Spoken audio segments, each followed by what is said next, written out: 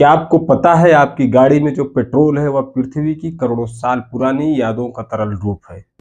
क्योंकि यह किसी फैक्ट्री में पैदा नहीं हुआ बल्कि करोड़ों साल पहले इस धरती पर जीवित रहे पेड़ पौधों और समुद्र में रहने वाले असंख्य सूक्ष्म जीवों के अवशेष से बना है। और इसी से जुड़ा एक सवाल, क्या हम भी भविष्य का पेट्रोल हो सकते हैं? सुनने में अजीब लगता है लेकिन इसके पीछे का विज्ञान बेहद दिलचस्प है। आजकल ईंधन की चर्चा हर जगह है। पेट्रोल पंपों पर E20 लिखा दिखाई दे रहा है।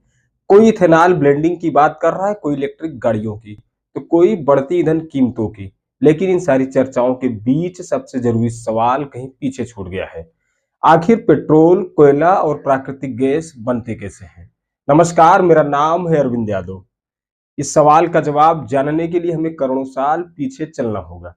कल्पना कीजिए, आज से लगभग 30 से 40 करोड़ वर्ष पहले पृथ्वी पर घने जंगल थे, विशाल दलदल थे। समुद्रों में असंख्य सूक्ष्म जीव और शैवाल तैरते थे। जब ये पेड़ पौधे और जीव मर गए तो उनके अवशेष धीरे धीरे दलदलों और समुद्र की तलहटी में दबते चले गए। समय बीतता गया, उनके ऊपर मिट्टी, रेत और चट्टानों की परतें जमती रहीं। ऑक्सीजन की कमी के कारण ये पूरी तरह सड़ नहीं पाए। फिर पृथ्वी के भीतर की गर्मी और ऊपर की चट्टानों के भारी दबाव ने लाखों नहीं बल्कि करोड़ों वर्षों तक इन अवशेषों को बदलना शुरू किया। यहीं से जन्म हुआ जीवाश्म ईंधन यानी फॉसिल फ्यूल का। जमीन पर मौजूद पेड़ पौधों से बना कोयला और समुद्र में रहने वाले सूक्ष्म जीवों से बना पेट्रोलियम और प्राकृतिक गैस। इसलिए इन्हें जीवाश्म ईंधन कहा जाता है, क्योंकि ये कभी जीवित रहे जीवों और पेड़ पौधों के जीवाश्म अवशेषों से बने हैं। अब जरा एक दिलचस्प बात समझिए। आज पेट्रोल पंप पर मिलने वाला E20 पेट्रोल इसलिए चर्चा में है क्योंकि उसमें 20% इथेनॉल मिलाया जाता है।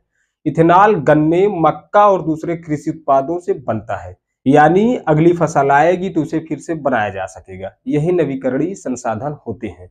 सरल भाषा में कहें तो जिस संसाधन को प्रकृति या इंसान अपेक्षाकृत कम समय में फिर से तैयार कर सके उसे नवीकरणीय संसाधन कहते हैं। लेकिन जीवाश्म ईंधन इसके बिल्कुल उलट होते हैं। इन्हें बनने में करोड़ों साल लगते हैं, इसलिए इन्हें अनवीकरणीय संसाधन कहा जाता है। यानी अगर आज पेट्रोल या कोयले का भंडार खत्म हो जाए तो इंसानी सभ्यता उसे दोबारा बनते हुए कभी नहीं देख पाएगी। यही कारण है कि दुनिया धीरे धीरे जीवाश्म ईंधन पर अपनी निर्भरता कम करने की कोशिश कर रही है। अब वापस आते हैं शुरुआत वाले सवाल पर।